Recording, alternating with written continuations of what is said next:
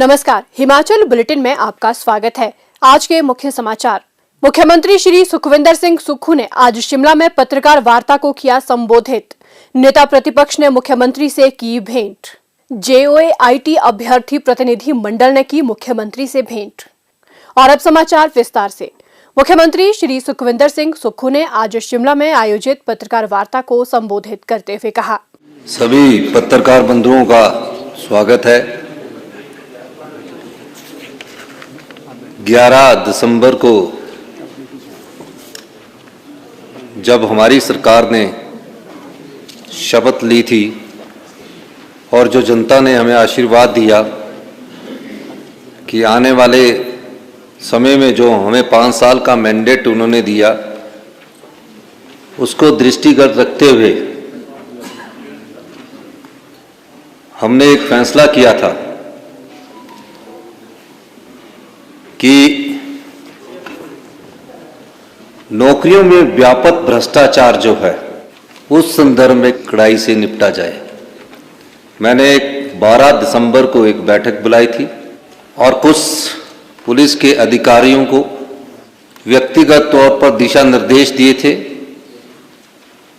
कि जो भी एग्जामिनेशन आने वाले समय में हो, ये जो नौकरियों से संबंधित घोटाले हैं, इसमें जो भी गिरोह सम्मिलित होगा, वो जो भी एग्जामिनेशन होने वाले होंगे उस समय ज़्यादा सक्रिय होगा। हमारी सरकार ने जाल बिछाया। IG के नेतृत्व में एक कमेटी बनी और उस जाल के संदर्भ में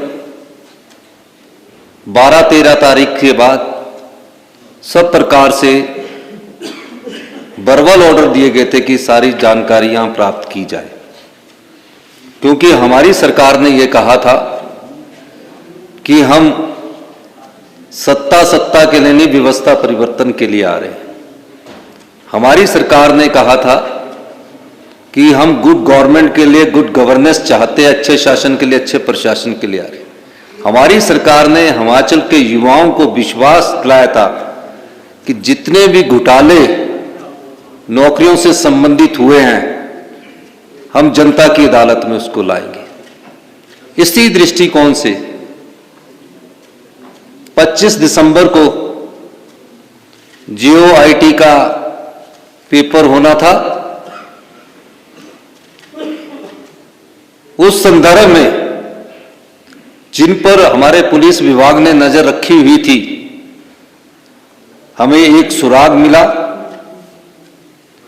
और उस सुराग के आधार पर हम धीरे धीरे आगे बढ़े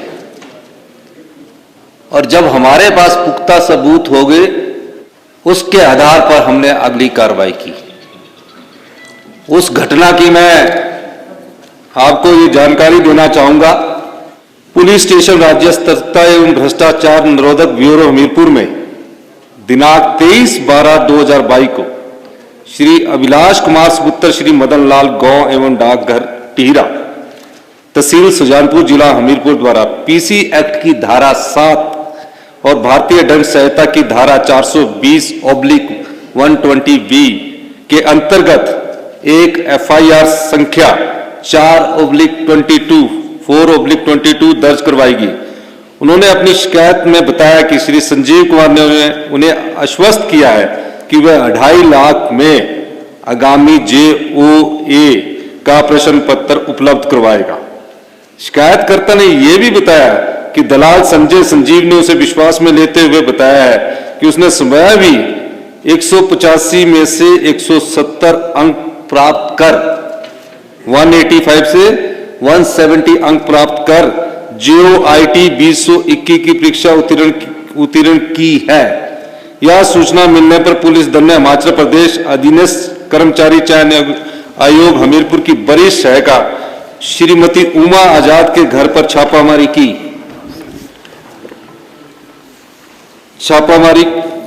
जहां की शिकायतकर्ता को प्रश्न पत्र सौंपने के लिए ले जाया गया था। छापामारी के दौरान वहां से प्रश्न पत्र बरामद किए गए और 6 आरोपियों को उनके घरों में गिरफ्तार किया गया। ये तो 25 दिसंबर का जो प्रश्न पत्र था, उसके बाद के जो सबॉर्डिनेट सिलेक्शन में एग्जाम होने थे, जो अगले 25 दिसंबर के बाद जो और तिथियों की जो घोषणा थी, उसके तहत मैं कुछ जानकारियां आपको देना चाहता हूं, क्योंकि पैसे का आपको पता लग गया है। प्रश्न पत्रों के 3 सेट जूनियर ऑडिटर, इसकी अभी तिथि एग्जाम की घोषित नहीं हुई थी, ये प्रश्न पत्र भी उनके घर से मिला। कंप्यूटर ऑपरेटर, इसका एग्जाम नए साल की 1 जनवरी 2023 को होना था, ये प्रश्न पत्र भी लीक हो चुका था, ये भी उसके घर से मिला। JOA IT, ये भी उसके घर से मिला। 6,40,000 रुपया उनके घर से मिला। और ये कोई छोटी बात नहीं है कि जो सबॉर्डिनेट सिलेक्शन बोर्ड के कर्मचारी थे,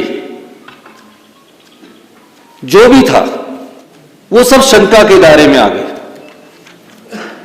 और ये जो धंधा था पिछली भारतीय जनता पार्टी की सरकार से शुरू हुआ, उसको विस्तृत जानकारी प्राप्त की गई, सभी सूत्रों से पता किया गया, तो कहा गया कि कई ऐसे जिनके रिजल्ट निकल चुके हैं वो लोग भी चयनित हो गए। हमारी सरकार ने फैसला किया, गंभीर बात है, और इस दृष्टिकोण से हमने एक SIT का गठन किया जो पूरी छानबीन कर रही है। उसके बाद जब विश्वास ना रहे किसी संस्था पर, हमने फैसला किया कि जो भी सबॉर्डिनेट सिलेक्शन बोर्ड में भविष्य के जो पेपर लीक हुए हैं, एग्जाम हुए हैं, वो इस स्थिति में तो नहीं हो सकते जहां कर्मचारी सम्मिलित हो। उस दृष्टिकोण हमने पिछले कल फैसला किया कि सबॉर्डिनेट सिलेक्शन बोर्ड द्वारा जो भविष्य में जो भी अभी परीक्षाएं ली जानी थी या ली जानी है, उनको परीक्षाओं को तो आगे पोस्टपोन किया गया, लेकिन चयन कर्मचारी द्वारा जो परीक्षा ली जाएगी उस बोर्ड को हमने सस्पेंड कर दिया गया है, और उन सबको SIT के दायरे में लाकर इंक्वायरी शुरू कर दी गई है। और जो आगे की परीक्षाएं होंगी, हम उस पर अध्ययन कर रहे हैं कि किस प्रकार से ट्रांसपेरेंट तरीके से हिमाचल के 14 लाख युवा है जो अपने मन में एक सरकारी नौकरी का सपना सुजोए रखते हैं, हमेशा सोचते हैं कि पढ़ लिख कर हमें सरकारी रोजगार मिलेगा। गरीब माँ बाप का भी एक सपना होता है कि उसका बेटा सरकारी नौकरी लग जाए, अपने बच्चे को कड़ी मेहनत से वो पढ़ाता है। हमारी सरकार का दृष्टिकोण बिल्कुल साफ है, आने वाले समय में पारदर्शी तरीके से नियुक्तियां हो, कोई भाई भतीजावाद ना हो, मेरिट को इग्नोर नहीं किया जाए, कोई रिश्तेदारी ना देखी जाए। बड़े दुख के साथ कहना पड़ता है कि पिछली 5 साल की भारतीय जनता पार्टी की सरकार ने अपनी आंखें मूंद रखी थी। अयोग्य उम्मीदवार चुने जा रहे थे, पेपर खरीदे जा रहे थे, पर भारतीय जनता पार्टी की पिछली सरकार के कान पर जूं नहीं रेंग रही थी। उदाहरण एक सामने आया, पुलिस भर्ती पेपर हुआ, मामला पता लगा कि पुलिस भर्ती पेपर लीक हो चुका है।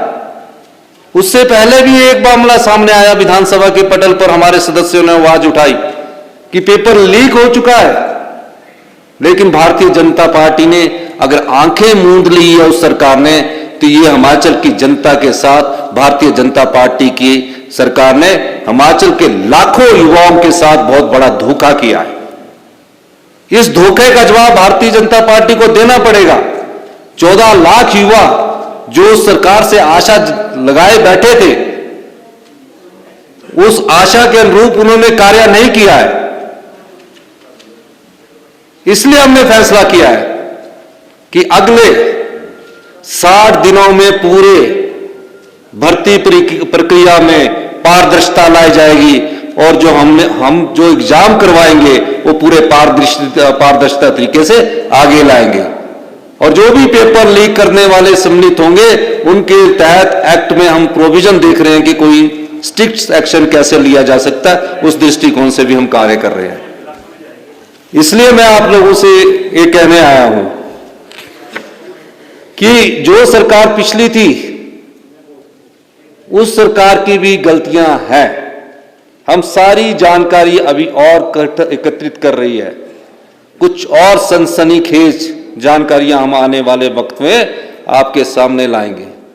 लेकिन सबऑर्डिनेट सिलेक्शन बोर्ड को पिछले कल हमने बैठक की, अधिकारी महोदयों से, विधायक नेताओं से हमने पूछा और एक नीतिगत फैसला किया गया कि इसकी वर्किंग को पारदर्शिता लाना पड़ेगा। होता क्या है, इन संस्थानों में जो व्यक्ति पीएन लग जाता है वो यहीं प्रमोशन लेगा, यहीं से रिटायर होगा, यहीं से प्रमोशन लेगा, यहीं से रिटायर होगा। वो 35 साल तक एक ही संस्थान में लगा रहेगा।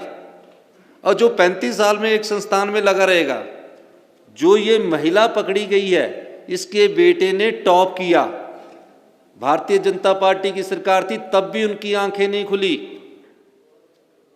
हमने फैसला लिया कि इस सबऑर्डिनेट सिलेक्शन बोर्ड को, उनके सभी अधिकारियों को जो सरकारी है उनको हम शिमला बुला दिया, बाकियों को सबको सस्पेंड कर दिया।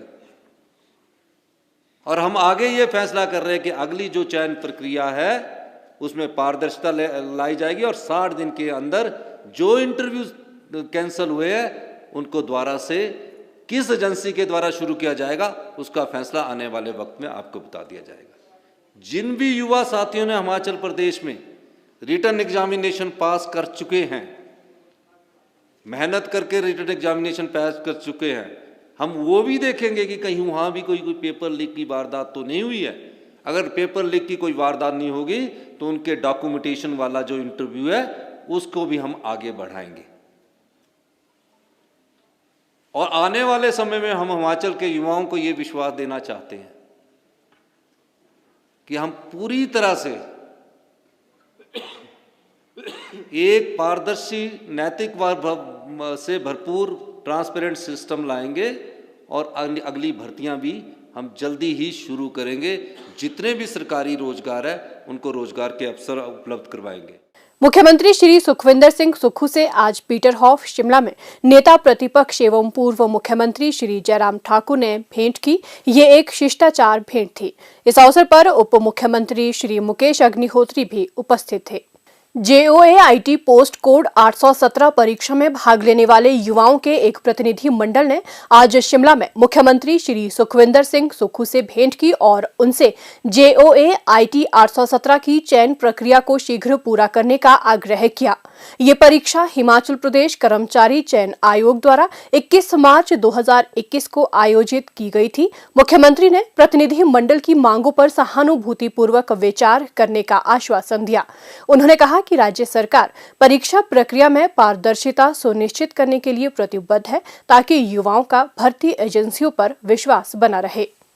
हिमाचल बुलेटिन देखने के लिए सब्सक्राइब करें YouTube channel IPR Himachal, follow करें ट्विटर @DPRHP, लाइक करें Facebook page information and public relations department Himachal Pradesh, visit करें वेबसाइट www.himachalpr.gov.in। इस अंक में इतना ही। कल फिर होगी मुलाकात। दीजिए इजाजत। नमस्कार।